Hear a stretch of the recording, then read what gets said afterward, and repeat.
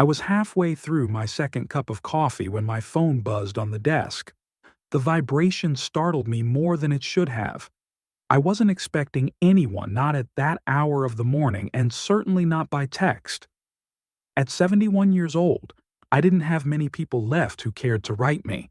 Most of my conversations these days came from bankers, lawyers, or business partners who had suddenly discovered I was a man worth knowing. My family, at least what little remained of it, had long ago drifted away like smoke. That was why the name on the screen made my chest tighten. Emily, my daughter. For 15 years she had said nothing.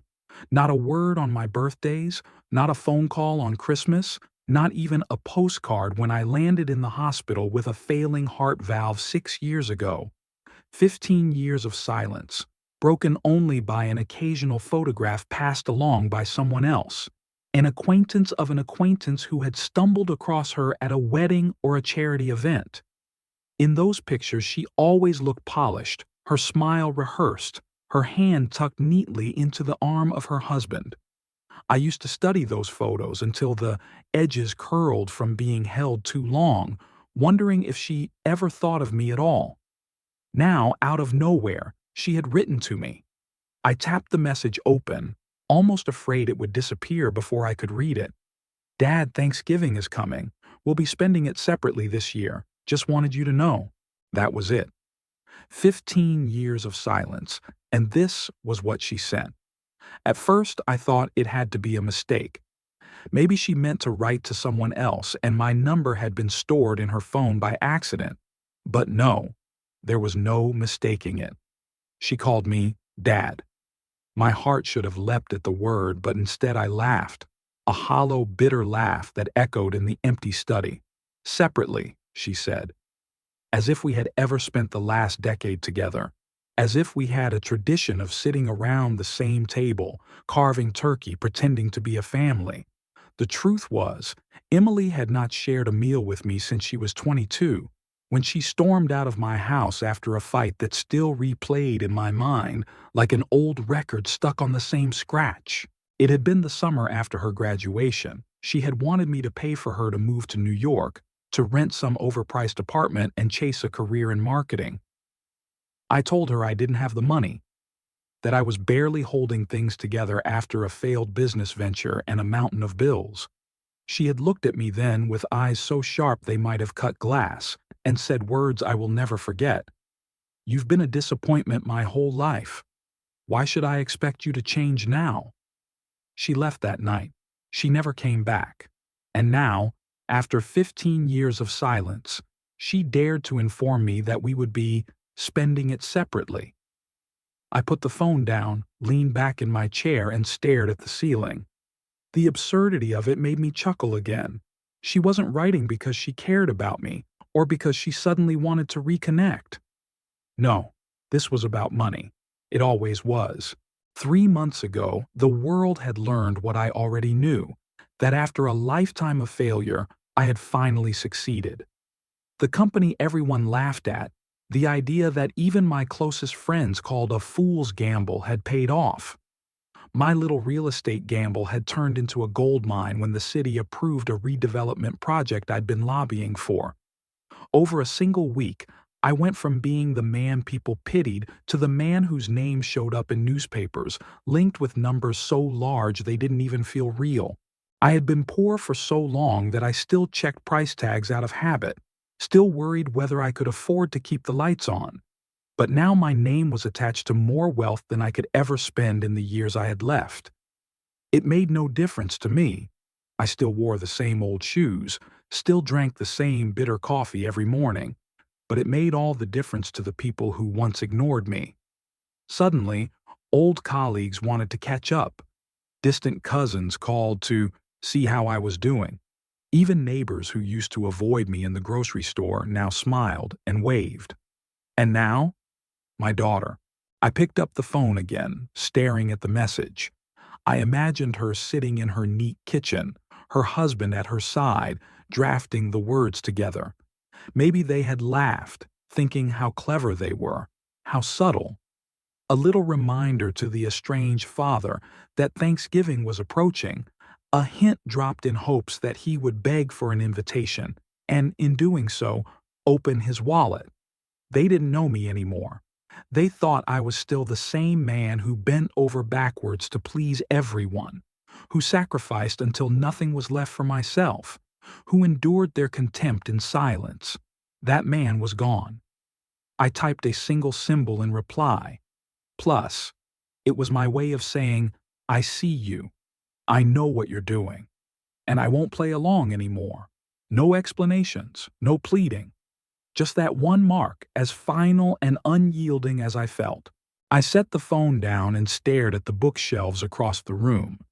Dust covered half the titles. I hadn't opened most of them in years. For a long time after Emily left, I had lived like a ghost in my own house, moving from room to room with no purpose but to keep breathing. The silence had been unbearable. It still was sometimes, but I had learned to live with it. I poured myself a fresh cup of coffee, ignoring the cold one I had abandoned, and let the bitterness burn the back of my throat. The truth was, I didn't miss her anymore. Not the woman she had become. I missed the girl she once was. The little girl who used to sit on my shoulders, who once asked me to teach her how to ride a bike, who used to fall asleep in the back seat of the car as we drove home from the beach. That child was gone, buried somewhere inside the woman who had chosen silence for 15 years. And yet, even as I told myself I was done with her, I felt the familiar ache in my chest. Blood is blood. You can't erase it, but you can learn to live without it. The house was quiet again, save for the ticking of the old clock on the mantel. I thought of Thanksgiving, just a few weeks away now. I pictured Emily's table, crowded with her husband's family, their laughter filling the room, their plates piled high. I would not be there.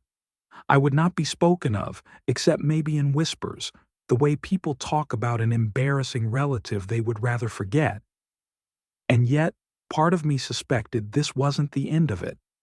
The message had been the first move in a game, and I knew my daughter well enough to guess she would not stop here. She wanted something, and sooner or later, she would come back for it. When she did, I would be ready. The house was silent except for the faint hum of the refrigerator, the occasional creak of the old floorboards, and the rasp of my own breathing.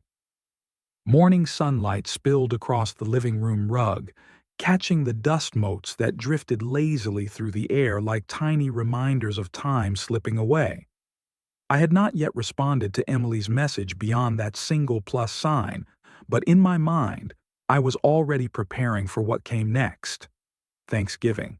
The word itself carried a weight. For some, it meant warmth, laughter, the clinking of glasses, and the smell of roasted turkey wafting from the kitchen. For me, it had always been a battlefield, an exhausting performance where I tried to prove that I was enough, that I could still hold a family together even as it slipped through my fingers. But this year felt different. This year, after all the silence and absence, she had reached out, even if only with that cold little message. A part of me told myself I should ignore it, that I should not give her the satisfaction of thinking I cared. But another part, the part that still carried the ghost of the man I used to be, the father who had tried so hard, whispered that I should go. That I should see her face again, even if it twisted in resentment. That maybe, just maybe, this time would be different. So I found myself standing in my bedroom, staring at the closet as though it held answers instead of clothes. The air smelled faintly of cedar from an old block I had tucked onto a shelf years ago. My suits hung neatly, some of them never worn, still sheathed in plastic from the dry cleaner. My hands hovered over them before pulling back. I wasn't sure what one wore to face a daughter who hadn't spoken to him in 15 years. As I stood there, my mind drifted back to another kind of preparation, packing a suitcase the day my wife left me. It had been a late summer afternoon, the kind where the air was thick with heat and cicadas buzzed endlessly outside.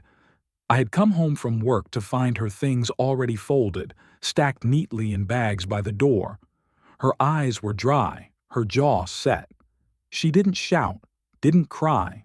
She simply told me she couldn't do it anymore, that she was tired of living with a man who dreamed more than he delivered, tired of being embarrassed when neighbors whispered about our debts, tired of defending me to a daughter who no longer respected me. I had stood there, numb, watching as she carried bag after bag to the car. I wanted to stop her. God knows I wanted to. But the words caught in my throat. All I managed was a hollow, "Where will you go?" "Somewhere I can breathe," she said without looking at me. The door slammed, the car started, and just like that she was gone. Emily was 18 then, old enough to understand, but young enough to let anger blind her. She took her mother's side without hesitation. She looked at me like I was the villain in a story she hadn't written but was forced to live. Every argument we had after that ended the same way, with her storming off, muttering that I was useless, that I had ruined everything. And maybe I had. I shook the memory off and turned back to the closet. I reached for a navy suit, pulled it down, and laid it across the bed. The fabric smelled faintly of mothballs. As I brushed it off, another memory forced its way to the surface, sharp and bitter. Emily's wedding. I hadn't been invited, not even a courtesy call to say it was happening. I found out the way strangers do, through a picture on social media. I remember the moment perfectly. I was sitting at the kitchen table, the cheap laptop glowing in the dim light, when her smiling face filled the screen. She stood in a white dress, radiant, her arm wrapped around a man I had never met. Behind them was a church I recognized from the town over, decorated with flowers and fairy lights. Dozens of comments filled the page. "Congratulations! Beautiful couple! What a perfect day!" And there I sat, her father, not even an afterthought, not invited, not acknowledged. I was invisible. I closed the laptop that night and sat in the dark for hours, my chest so tight I could barely breathe. That was the night something inside me broke. Not completely, no, because fathers never stop carrying the weight of love, even when it's thrown back in their face, but enough that I swore I would stop chasing after people who wanted nothing to do with me.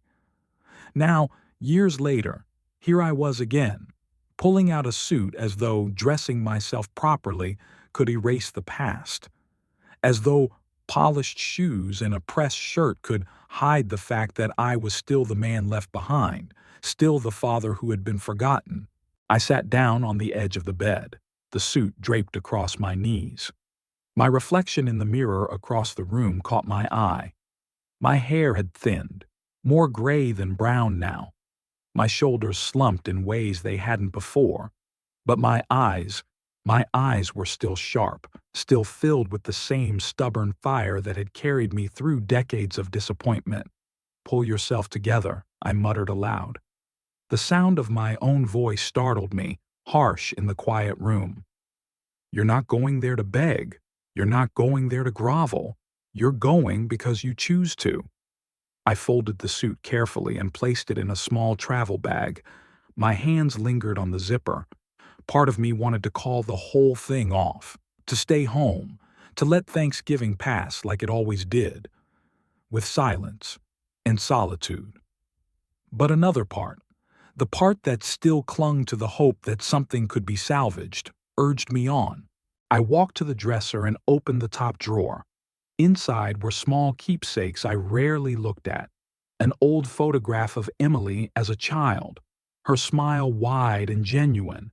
A drawing she had made in second grade that read, "Daddy's the best," in crooked letters, and a seashell she had handed me once on a family vacation. I picked up the photograph and studied it. That little girl would never have shut me out. That little girl had loved me without condition. Somewhere along the way, that love had curdled into contempt, Maybe money could change things. Not because I wanted it to, but because I knew how people worked. Money was power, and power drew people like moths to a flame. My success was the reason she had written, whether she admitted it or not. The thought left a sour taste in my mouth. I wanted her to want me, not my bank account, but I knew better than to expect miracles. I placed the photograph back in the drawer and shut it. My hands trembled slightly as I zipped the bag shut. Thanksgiving was still days away, but I was already preparing. Not just my clothes, not just my appearance, but myself, my mind, my heart. I would walk into that house not as the broken man she had left behind, not as the father excluded from her wedding, but as the man I had become. It wouldn't be easy. Every memory clawed at me, trying to drag me back into bitterness. But I reminded myself again and again, pull yourself together, stand tall, don't let them see you bleed. As I placed the bag by the door, I felt the old ache return, heavy in my chest. This wasn't just about Thanksgiving. This was about facing the ghosts that had haunted me for years. It was about proving to myself that I was more than their absence. And maybe, just maybe, it was about giving Emily one last chance. The street was unnervingly quiet as I pulled into the driveway. The house stood like something from a magazine spread, too polished, too manicured, the kind of place that looked more like a showroom than a home. Every window glowed with warm yellow light, and for a moment I sat in the car, staring at it, trying to summon the courage to step inside. My hands gripped the steering wheel long after the engine went silent. This was the moment, the first time in 15 years that I would see my daughter not as a memory, not through the distorted lens of old photographs or a stranger's passing comment, but face to face. I should have felt anticipation, maybe even joy. Instead, a heavy unease settled in my stomach, the kind of instinct a man learns not to ignore. I opened the door, picked up the small overnight bag I had brought, and walked up the paved path to the front door. It swung open before I could knock. Emily stood there, smiling. "Dad," she said. Just that word. No, it's been so long. No, I missed you. Just Dad, spoken with a brightness that felt rehearsed. I studied her for a moment. Time had carved faint lines at the corners of her eyes, but she was still the same girl I remembered. Sharp, elegant, carrying herself with the kind of poise that seemed designed for an audience. She hugged me, briefly, lightly, as if touching me too long might stain her. "You made it," she said. "Of course," I answered, forcing a smile. Inside, the house was buzzing with voices and laughter. I hadn't expected so many people. In the dining room, a long table was already set, and around it sat a collection of strangers. Some were already drinking, their jackets draped over the backs of chairs, their conversation filling the air with exaggerated cheer.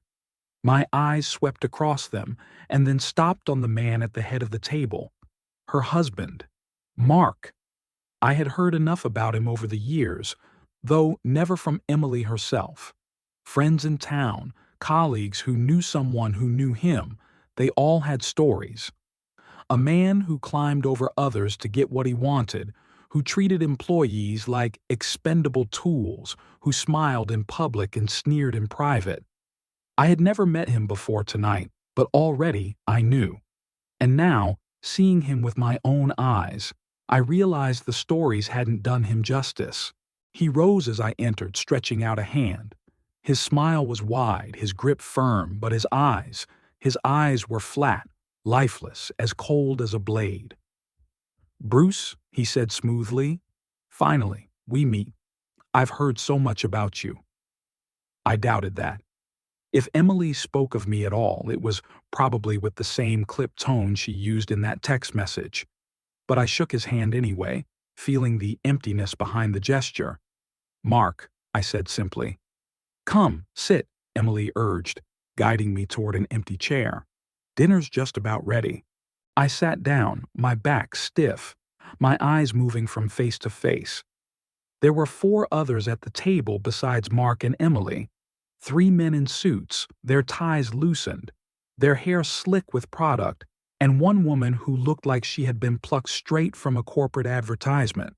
They all smiled when Emily introduced me, their greetings dripping with friendliness that felt too polished to be real. "So this is the famous father," one of the men said, raising his glass slightly. "We've heard great things." "I doubt that," I replied dryly, which earned a round of laughter, too loud, too forced. Dinner was served. Roast chicken, potatoes, vegetables arranged neatly on porcelain platters. Emily moved gracefully, playing the perfect hostess, pouring wine, making sure every plate was filled. Mark presided at the head of the table like a king entertaining his court. At first the conversation was harmless. Talk of the weather, of how quickly the year had gone by, of how Thanksgiving was always such a busy time. I nodded politely, answered when spoken to, but my eyes never stopped studying the man across from me. He was smooth, I'd give him that. He told stories with the ease of someone used to commanding attention, his laughter always just a beat too perfect, his hand resting on Emily's like a performance for the room. But every so often, when he thought no one was looking, the mask slipped. His eyes hardened, his mouth tightened, and the warmth vanished, replaced by something sharp and calculating. It was in those moments that I saw the man my friends had warned me about, the callousness, the coldness. Emily, of course, seemed not to notice. Or perhaps she noticed and chose to ignore it. That hurt more than I wanted to admit. As the meal went on, the conversation shifted. At first, subtly, then more directly. One of the suited men leaned forward, his glass of wine swirling lazily in his hand. "So, Bruce," he said casually, "we've all been very curious. Word is you've had quite the success recently." I raised an eyebrow. "Word travels fast." "Good news always does," another chimed in, grinning. "Quite the turnaround, I hear. Must feel good after all these years." I studied them, their eager eyes, the way they leaned in slightly. Businessmen, every one of them. Partners, colleagues, sharks who had scented blood in the water. "It feels different," I said slowly. "But good, yes." "Different how?" the woman asked, tilting her head with feigned interest. I sipped my wine before answering. "Different in the sense that money doesn't change who you are. It just changes how people look at you." That earned a round of polite chuckles. Mark smiled too, but his eyes flicked to mine, sharp, assessing. "Well said," he drawled. "But money does open doors, doesn't it? Opportunities. And you, Bruce, you must have plenty of those now." The table seemed to quiet slightly, the air thick with expectation. The men shifted in their chairs. The woman leaned in closer. "What kind of opportunities are you looking at?" one asked. "Real estate? Tech? We're in both, actually. Could be interesting to compare notes." Another added, "And with your background, I imagine you'd have an eye for good investments." "We'd love to hear your perspective." I felt the corners of my mouth tighten into something that wasn't quite a smile. So this was the real reason for the warm welcome, the laughter, the forced friendliness. Not family, not reconciliation, investments. They wanted to know how much money I had, and more importantly, how much of it they could get their hands on. Emily kept pouring wine, her smile unwavering, as though she hadn't noticed the shift. But I noticed. And Mark noticed that I noticed. His gaze locked on mine across the table, steady, cold, a silent challenge. I took my time answering. I cut a piece of chicken, chewed slowly, set down my fork, and finally said, "I'm not looking at much right now. I've worked hard all my life. Maybe it's time to enjoy the fruits of it instead of throwing them into another fire." It was a deflection, and they knew it. But none of them pushed too hard, not yet. They laughed, nodded, poured another round of drinks. The questions continued, circling like vultures, but I gave them nothing. Through it all, Mark remained composed, his smile fixed, his hand occasionally brushing Emily's as though to remind her of her role in the performance. But his eyes, those eyes betrayed him. Cold, calculating, callous. By the time dessert was served, some elaborate chocolate confection that looked too perfect to eat, I had made up my mind. Whatever this dinner was meant to be, it wasn't about family, it was about money, about access, about using me. I sat back in my chair, watching them all laugh and toast, watching my daughter beam as though proud to present me like a prized exhibit. And for the first time in years, I felt not sadness, not longing, but a strange clarity. They could smile, they could flatter, they could pretend, but I saw through it all, and I wasn't going to give them what they wanted. Not now, not ever. The plates had been cleared, the chocolate dessert reduced to crumbs, and the wine bottles stood half empty in the center of the table, their glossy labels catching the light. Laughter still lingered in the air, though it was thinner now, stretched over the fatigue of full stomachs and too much wine. I had played my part through the evening, smiling when expected, answering questions with careful vagueness, nodding along to stories that meant nothing to me. But beneath it all, I could feel the current running just under the surface, pulling tighter and tighter. Mark's eyes had given him away hours ago. He had tried to hold his composure, to be the charming host, but the coldness beneath never softened. His patience was running out. And when a man like that runs out of patience, the mask slips. It happened as the coffee was being poured. Emily moved gracefully from chair to chair, topping off cups, her smile unfaltering. The partners were still talking among themselves, their voices growing louder, more careless with each glass of wine. And then, suddenly, Mark set down his cup with a little too much force. The sound echoed on the polished wood of the table, silencing the chatter. "Let's stop pretending," he said, his voice smooth but edged with steel. His eyes locked on me. "Bruce, you've had a remarkable turnaround. Everyone's talking about it. You've gone from nothing to everything, and I'll be honest, we admire that." The table stilled. The others glanced between us, some nodding as though on cue, others leaning in with barely contained eagerness. Emily froze mid-step, the coffee pot hovering just above a cup, her smile faltering for the first time. Mark leaned forward, his elbows on the table, his fingers steepled. "But let's not dance around it. You have money now, real money. And you're sitting at a table with people who know how to make money grow. So I'll ask you directly, will you consider investing in our business?" There it was. The question that had been hanging in the air all night finally dragged into the open like a blade. I felt every eye at the table on me. The partners leaned forward, eager, their faces expectant. Emily set the coffee pot down and sat quickly, her hands clasped tightly in her lap. I didn't answer right away. Instead, I took a slow sip of coffee, letting the bitterness settle on my tongue, giving myself time to think. My heart thudded, not with fear, but with the sharp clarity of a man who knew he was being cornered. "What exactly is your business?" I asked finally, my voice calm, almost disinterested. Mark's lips curved in what he must have thought was a reassuring smile. "Real estate and development. We're working on a series of projects, high potential, prime locations. The returns will be extraordinary. What we need is capital. And you, Bruce, you could provide that. It's a win-win." One of the partners chimed in immediately. "Absolutely. You put in the funds, we handle the work. You'll see gains you never thought possible." Another leaned closer.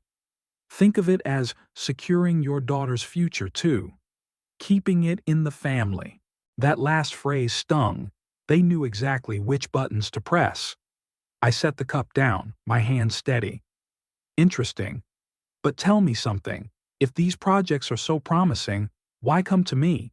Surely men like you have access to banks, to investors, to capital lines. Mark's smile didn't falter, but his eyes narrowed ever so slightly. Because family comes first. And frankly, Bruce, you're in a position where you don't have to worry about returns the way outsiders do. This is about trust. Trust. The word nearly made me laugh. I looked at Emily then, expecting her to step in, to at least soften the edges of what her husband was doing. But she only lowered her eyes, her fingers twisting in her lap. So that's what this dinner was about, I said quietly. Not family, not reconciliation, just money. The words hung in the air like smoke. The partners shifted uncomfortably, but none of them contradicted me. Mark didn't even flinch. You make it sound so harsh, he said smoothly. We welcomed you here, we shared our table, because we want you to be part of something bigger. Don't turn this into something it's not. I leaned back in my chair, studying him. Emily didn't speak to me for 15 years. 15 years of silence. She didn't call when I was in the hospital. She didn't invite me to her wedding. And now suddenly I'm here, surrounded by your business partners, being asked about investments. Forgive me if I find it difficult to believe this is about anything other than money. Emily's head snapped up then, her cheeks flushed. Dad, that's not fair. Not fair? My voice rose slightly, the control I had maintained all evening beginning to slip. Do you think I don't see what's happening here? Do you think I'm so desperate for your company that I'll ignore the obvious? I've been invisible to you for years. And now that I'm wealthy, you suddenly remember I exist. Tell me, Emily, if I were still broke, would I be sitting here tonight? Her lips parted, but no words came. She looked at Mark, then at me, then back down at her lap. The silence stretched. Finally, she spoke, her voice softer, almost pleading. Dad, you're tired. It's been a long night. We don't have to do this now. Why don't we talk tomorrow? Just you and me. There's a cafe near here. We can go there, away from all of this. We'll talk properly. It sounded like concern, but I could hear the calculation beneath it. Delay the argument, diffuse the tension, buy time to reframe the conversation.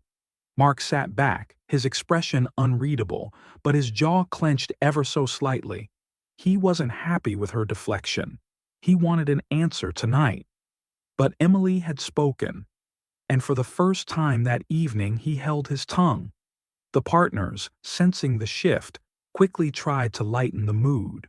One cracked a joke about overindulging at dinner. Another praised the dessert, laughter returning too suddenly, too forced.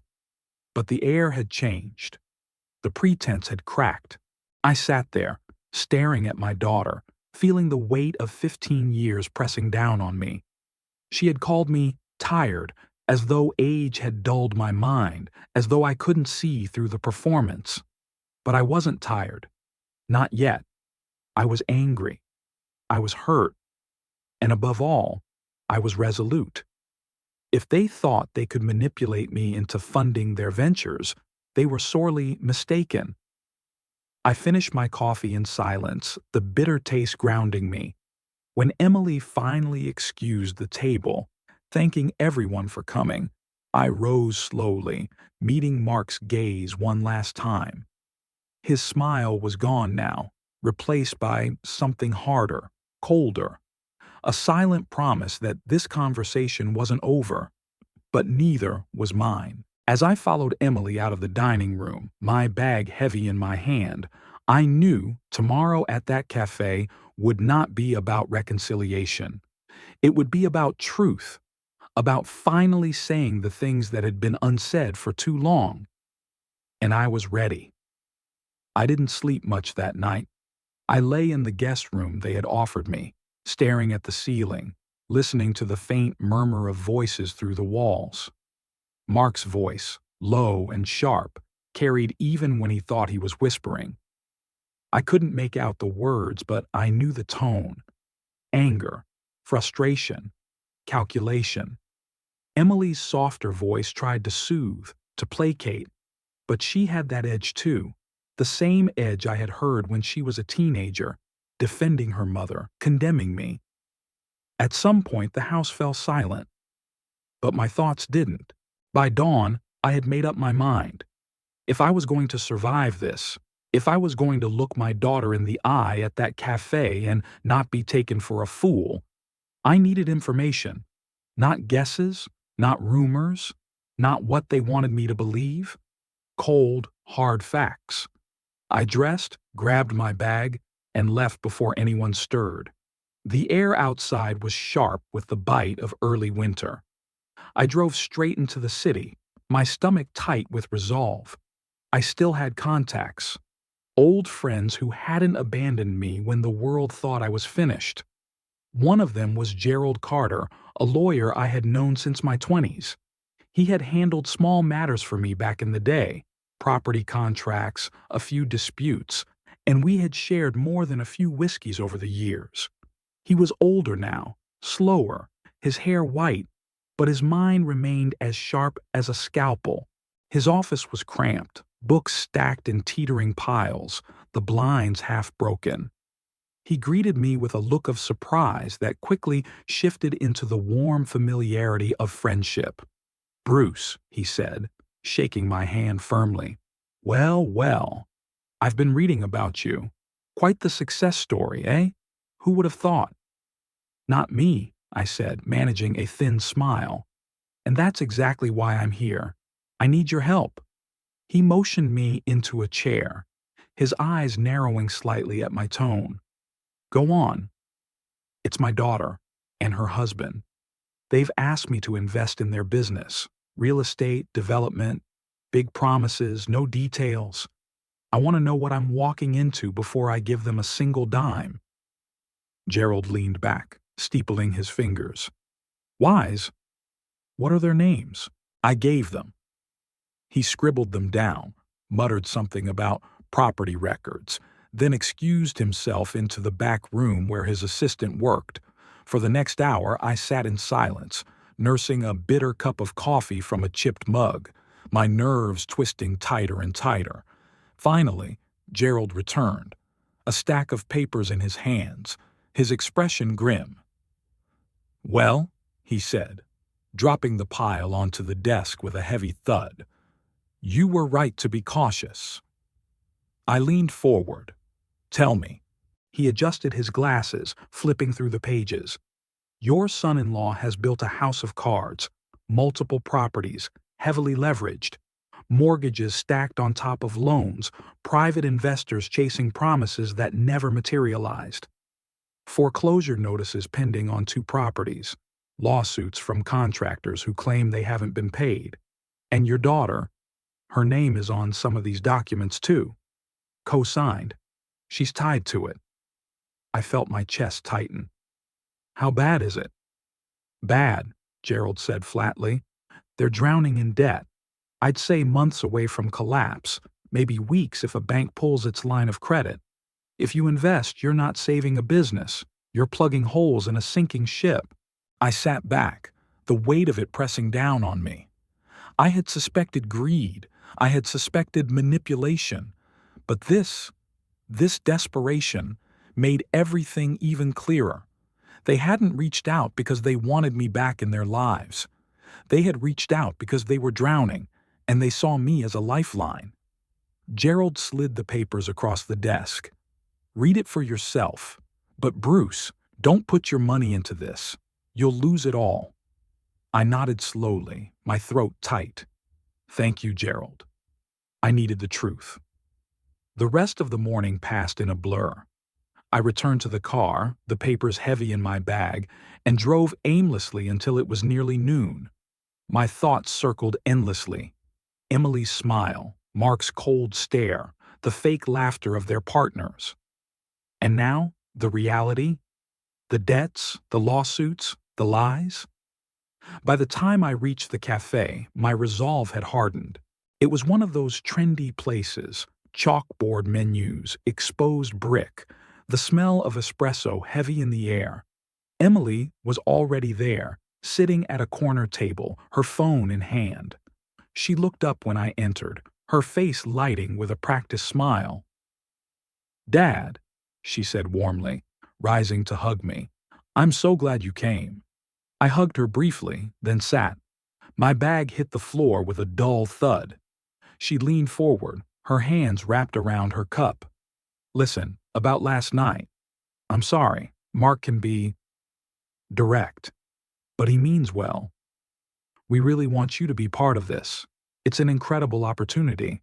Our business is thriving. The returns are—" "Stop," I said quietly. Her smile faltered. "What do you mean?" I reached into the bag, pulled out the stack of papers, and slid them across the table. "I know." She blinked, confused. "Know what?" "About the debts, the loans, the lawsuits, the properties on the brink of foreclosure. I know it all, Emily. Don't sit here and tell me your business is thriving when it's crumbling." Her face went pale. She stared at the papers but didn't touch them, as though they might burn her fingers. "Where did you—" "It doesn't matter," I interrupted. "What matters is that you lied. You invited me here not because you missed me, not because you wanted your father back, but because you need money to bail yourselves out." Her lips trembled, but then, like a mask snapping into place, her eyes hardened. "You don't understand. These are temporary setbacks. Every business goes through them. We just need one big push, and everything will turn around." I shook my head slowly. "Number, you're drowning. And you thought I'd throw you a rope, no questions asked." She slammed her cup down, coffee sloshing over the rim. Her voice rose, sharp and trembling. "You've always thought the worst of me. Always. You think I don't care about you? You think I don't want you in my life?" My chest tightened, but I held her gaze. 15 years, Emily. 15 years of silence. No calls, no visits, not even an invitation to your wedding. If you cared, you had plenty of chances to show it. Her cheeks flushed red. People at nearby tables began to glance over, their conversations faltering. Emily's voice shook, rising into something raw, uncontrolled. "You know what, Dad? Fine. If you don't want to help, then don't. But don't sit here and pretend like you're the victim. You were never there for me. You were too busy with your stupid dreams, your failures. Mom was right to leave, and I was right to cut you out." The words hit me like stones, each one heavier than the last. But then she said something that knocked the air from my lungs entirely. "You'll never see me again. And you'll never see your granddaughter either." The cafe seemed to fall silent. The hum of voices, the hiss of the espresso machine, all of it faded. "Granddaughter?" I whispered, my throat dry. Emily froze, her eyes wide as though she hadn't meant to say it. But it was too late. The word hung between us like a bomb. You have a daughter?" My voice shook, barely more than a breath. She looked away, her jaw tight, her chest rising and falling quickly. I stared at her, my heart pounding, my mind racing. 15 years of silence. 15 years of being cut off. And all that time she had a child I never knew existed. My granddaughter. I opened my mouth to speak, but nothing came out. For the first time in years I was speechless. Emily stood abruptly, grabbing her bag, her eyes shining with anger, or maybe fear. "Stay out of my life, Dad. Stay out of hers. You're nothing to us." And with that, she was gone. The cafe door slamming shut behind her, leaving me alone, surrounded by the stares of strangers, my hands trembling on the table. A granddaughter. The word echoed in my mind, over and over, louder than anything else. A granddaughter, and I had never known. I don't remember driving back from the cafe. The city blurred past me in streaks of gray and light, my hands clutching the wheel, my thoughts spinning around one word: granddaughter. For 15 years, Emily had kept her silence. For 15 years, she had locked me out of her life. And all that time, there had been a child, my blood, my legacy, a little girl I had never even been told about. She had robbed me of birthdays, of first steps, of all the moments a grandfather should have treasured. By the time I pulled into my driveway, my hands were shaking with something deeper than anger. It was determination. That night, I sat in my study, the stack of legal papers Gerald had given me spread across the desk. I studied every detail, every debt, every foreclosure notice. Their empire was a mirage, a house of cards one gust of wind away from collapse. And now I had the means to be that gust of wind, or the hand that rebuilt it under my own terms.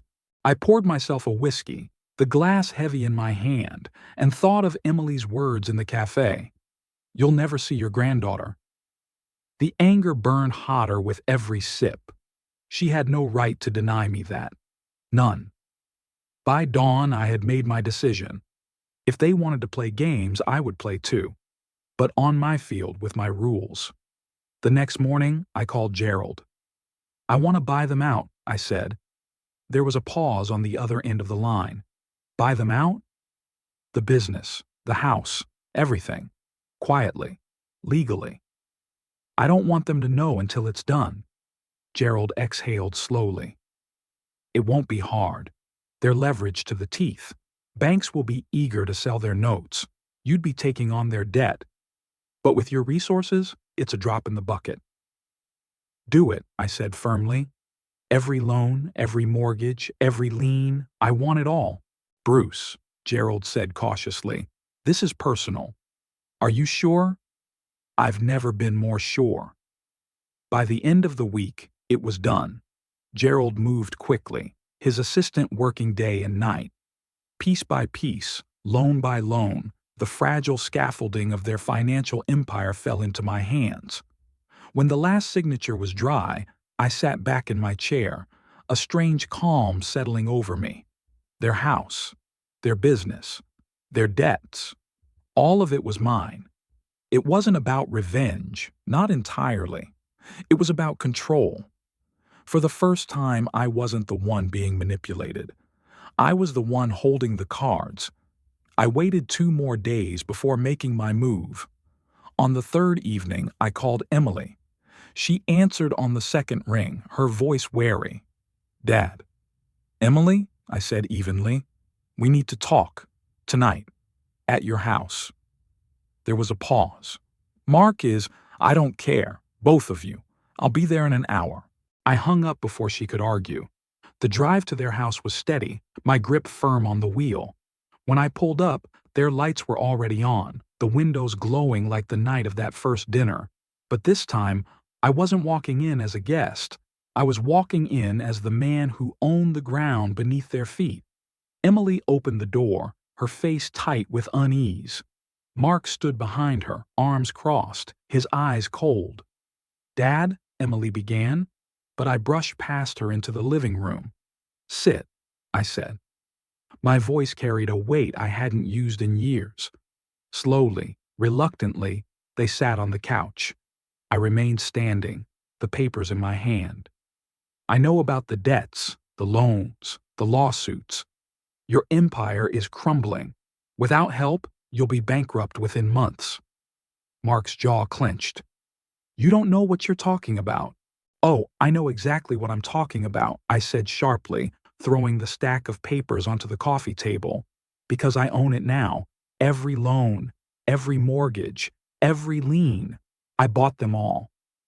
Emily's eyes widened, her face draining of color. Mark snatched the papers, flipping through them, his hands trembling. "This is impossible," he muttered. "It's reality," I said coldly. "I own your business. I own this house. I own everything you've built. Which means you have a choice." They looked up at me, fear flickering behind their defiance. "Choice?" Emily whispered. "Yes," I said. You can try to claw your way out on your own, go bankrupt, lose everything, start over from nothing, or— I leaned forward, my voice hardening. You accept my terms. Mark narrowed his eyes. And what terms are those? That I see my granddaughter. The silence that followed was heavier than any I had known. Emily's lips parted, her eyes filling with something between shock and rage. You can't, she began. I can, I cut her off. And I will. I didn't ask for this fight, Emily. I didn't ask to be dragged back into your life because you're drowning. But now that I'm here, I won't be cast aside again. You kept her from me. You lied. You let me believe I had no family left. That ends now. Either I'm given the right to know my granddaughter, or I take it all, and you'll be left with nothing. Emily's hand shook as she gripped the edge of the couch. You're blackmailing us, she spat. No, I said firmly. I'm giving you a choice. You wanted my money. You wanted me to bail you out. Fine, but not without conditions. Not without respect. Mark's face darkened, his jaw working furiously. He wanted to shout, to fight, but he knew as well as I did that he was trapped. Emily's eyes filled with tears, her voice breaking. Why now? After all these years? Why do you care? Because I didn't know, I said softly, the anger fading to something raw, something wounded. I didn't know she existed. You took that from me. 15 years, Emily. 15 years of silence. And you never once told me I had a granddaughter. If you think I'm going to let you erase me from her life the way you erased me from yours, you're wrong. She looked away, biting her lip, her shoulders trembling. Mark sat in silence, his fists clenched on his knees. I straightened, my voice final. Those are the terms. Think about them. But don't think too long. Every day you wait, more of your world crumbles. You can either fight me and lose everything, or you can accept my hand and let me back into her life. The choice is yours. I turned to leave, but at the door I stopped and looked back. One more thing, I said quietly. Don't ever call me tired again. I've survived more battles than you can imagine, and I'll survive this one too. The door closed behind me with a heavy thud. The night air was cold, sharp, filling my lungs like fire. For the first time in years, I felt not powerless, not forgotten, but strong. I had drawn the line. Now it was up to them to decide which side they stood on, and for the sake of a granddaughter I had never met, I prayed they would choose wisely. The night after my ultimatum, I lay awake staring at the ceiling, listening to the groans of the old house around me. I thought I would feel guilt, some pang of regret for cornering my daughter the way I had. But the truth was, I felt nothing of the kind. If anything, I felt lighter. For too long I had carried the burden of wondering what I had done wrong, of replaying old conversations, of asking myself whether I had failed her as a father. But in that living room, staring at Emily's face twisted in anger and fear, I finally understood.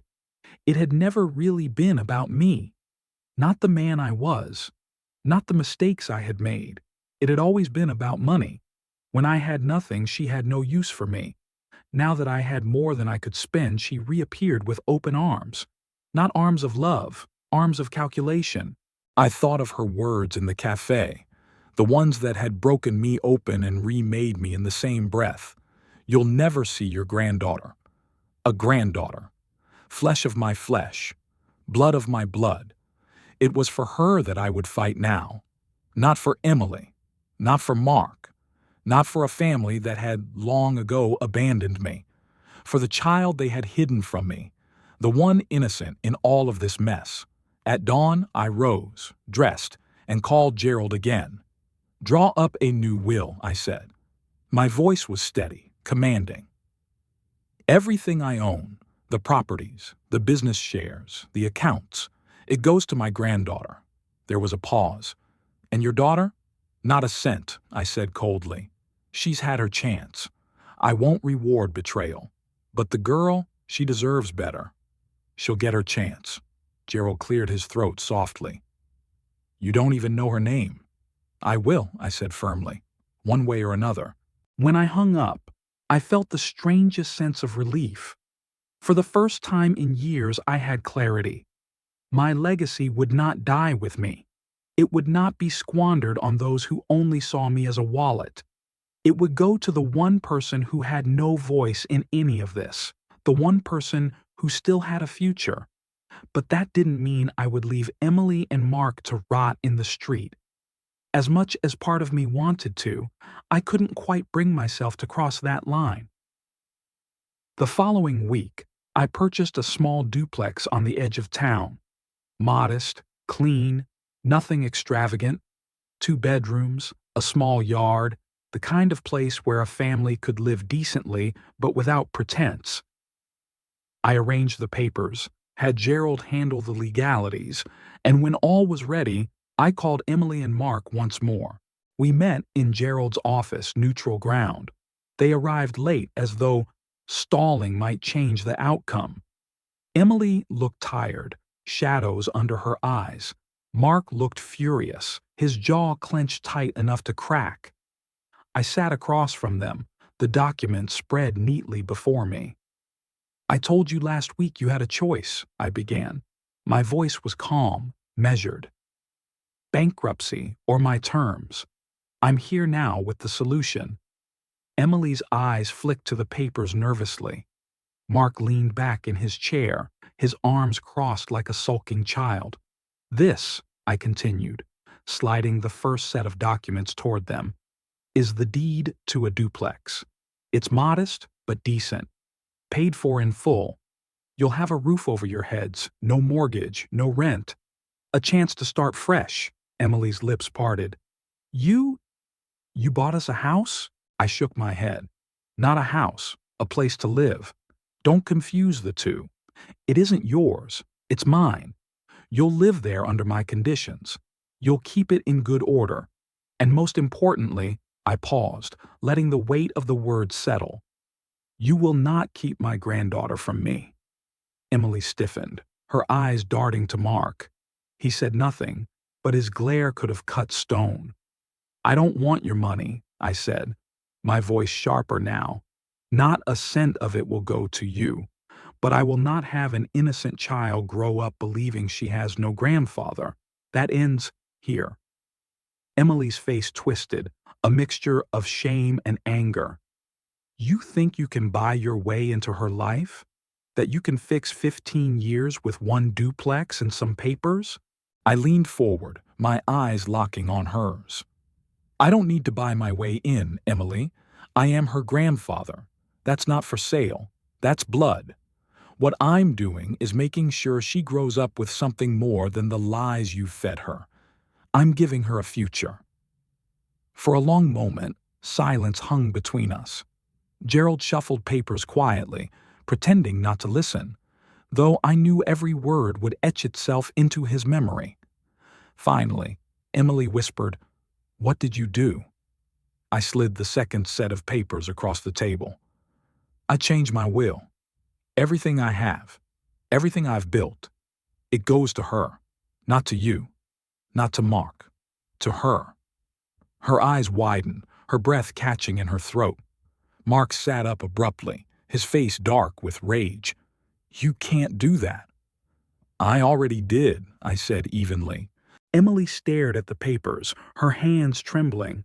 For the first time, I saw not calculation, not manipulation, but fear. Perhaps it was the realization that the game she and Mark had been playing was over, that the future she thought she could secure through deceit had slipped through her fingers. I rose from my chair, gathering the remaining documents. That's the deal. A roof over your heads, a chance to rebuild. But no more schemes, no more lies. And from this day forward, I see my granddaughter. Emily said nothing. Mark muttered curses under his breath, his fists clenched, but neither of them refused. They couldn't. They had been beaten at their own game. I turned to Gerald. Make sure everything is filed. They can move in immediately. As I walked to the door, Emily's voice stopped me, small, trembling, almost childlike. Dad, why are you doing this? After everything? I paused, my hand on the doorknob, and looked back at her. For the first time, my voice softened. Because she deserves better than this, I said quietly. Better than lies, better than debts, better than parents who only know how to take. She deserves the truth. And one day, when she's old enough, she'll know that her grandfather loved her enough to fight for her. I left then, the weight of the past 15 years heavy behind me, but a strange new lightness ahead. For Emily, I felt nothing. No pity, no regret. She had chosen her path, and she could walk it. But for the girl I had never met, the one whose name I still didn't know, I felt everything. And now, at least, I had given her a future. The first time I saw Emily with dirt under her fingernails, I almost didn't recognize her. She had always been meticulous. Even as a girl, she hated mud on her shoes, hated getting her hands dirty. When she grew older, that distaste turned into something sharper, a belief that she was destined for more, that she was above the kind of labor I had known all my life. But now, standing outside the warehouse on the edge of town, her hair tied back in a rough ponytail, her uniform smudged with dust, I saw a woman learning humility the hard way. It wasn't pride that had brought her here. It was necessity. The business was gone. The grand houses and polished dinners, nothing but memories. And though I had given them a modest place to live, I hadn't offered them luxury. For the first time, Emily had to stand on her own feet. She didn't see me at first. I had driven out to the warehouse after hearing from Gerald that she'd taken the job. I parked across the street and watched as she stepped out into the sunlight, her shoulders slumped, her hands raw from lifting boxes. She looked exhausted. But there was something else too, something I hadn't seen in years, a hint of resilience. When she finally noticed me, her eyes widened. For a moment, she looked like the teenager I remembered, defensive, ready for a fight. But instead of turning away, she walked up to the car. "Spying on me now?" she asked bitterly, wiping sweat from her forehead. "No," I said calmly. "Watching. There's a difference." She let out a sharp breath, somewhere between a laugh and a scoff. "Well, enjoy the show. Your daughter, the great failure, hauling boxes for minimum wage. Not failure," I corrected. "Reality. And maybe the best thing that's happened to you in years." Her face tightened, but she didn't argue. She only shook her head and walked back inside. Mark was harder to read. He clung to his pride like a drowning man clings to driftwood. He found odd jobs here and there, tried to convince anyone who would listen that he was between ventures and planning his next big move. But the truth weighed on him. He knew I had taken control. He knew without me they would have lost everything. One evening, I found him sitting on the porch of the duplex, a beer in his hand, staring out at nothing. His jaw was set, his eyes dark. "You here to gloat?" he asked when I stepped up. "No," I said, easing into the chair beside him. "I'm here to see my granddaughter." He flinched, just slightly, at the word. Then he took a long drink and sighed. "She likes you, you know. More than she likes me most days. That surprised me. She hardly knows me." "She doesn't care," he muttered. "Kids don't care about your past. They care about how you look at them, how you talk to them. You don't treat her like a burden." I studied him for a moment. For all his arrogance, all his schemes, there was something raw in his voice now, a crack in the armor. "She's not a burden," I said simply. For the first time, Mark looked at me not with hostility, but with something closer to weariness. "Maybe I've been wrong," he admitted quietly. "Maybe all this time I thought money was the only thing that mattered. But she doesn't care about that. She just wants someone who's there." I didn't reply. I didn't need to. The silence said enough. It was a Saturday afternoon when I finally spent real time with my granddaughter. Her name was Clara. She was 8 years old, small for her age, with dark hair that curled stubbornly no matter how it was brushed. When Emily dropped her off at my house, a gesture that seemed reluctant but not defiant, Clara stood in the doorway, clutching a worn stuffed rabbit. Her eyes were wary but curious. "You must be Grandpa," she said softly. The word hit me like a blow and a blessing all at once. "Yes," I said, my throat tight. "I am." For the next few hours I showed her around the house, the garden out back, where I was trying, unsuccessfully, to grow tomatoes, the study, where books lined every wall, the old record player, which I dusted off and let her listen to. She laughed when the needle crackled and the music filled the room. "You like old things," she said, her nose wrinkling. "I suppose I do," I answered with a smile. "Old things last. They carry stories." By the time Emily returned that evening, Clara was sitting on the porch swing, telling me about school, about her best friend, about how she wanted to be an artist one day. She talked the way children do when they feel safe, unfiltered, and free. When Emily pulled up, Clara ran to her with the stuffed rabbit in hand, chattering excitedly about the music and the garden. Emily glanced at me, something unreadable flickering across her face, before she ushered her daughter into the car. She didn't say thank you, but she didn't forbid another visit either. In the weeks that followed, something shifted. Slowly, carefully, like ice melting after a long winter. Emily still bristled around me, still carried the weight of old resentments, but she worked. Day after day in that warehouse, she worked. And though she never admitted it, I could see the change in her. The bitterness dulled, replaced by something harder, something forged in sweat and calluses. Mark fought his pride, clung to it as long as he could, but eventually even he had to admit what he hadn't before. Without me, they would have had nothing. One evening, as I dropped Clara off, he stopped me at the door. His voice was low, rough. "You were right," he said. "I hated you for it, but you gave us a chance. For her, if not for us." It wasn't an apology, but it was the closest thing he could manage. And for now, it was enough. Clara, though. Clara needed no persuasion. She came to me with an openness I had never expected. Each visit grew longer, her laughter filling the house in a way I hadn't heard in decades. She asked questions about my life, about her grandmother, about what I used to do for work. I told her stories, careful to keep them honest but not bitter. She listened with wide eyes, absorbing everything. And in those moments, I realized something I hadn't dared hope for. Maybe, just maybe, there was a future here. Not the one I had lost with Emily, not the family I had once dreamed of, but something new, something different, something built on honesty. One night, as I tucked Clara into the guest room bed she had claimed as her own during visits, she looked up at me and whispered, "Grandpa, are you going to stay?" I swallowed hard, brushing a strand of hair from her forehead. "I'm not going anywhere," I said softly. "Not anymore."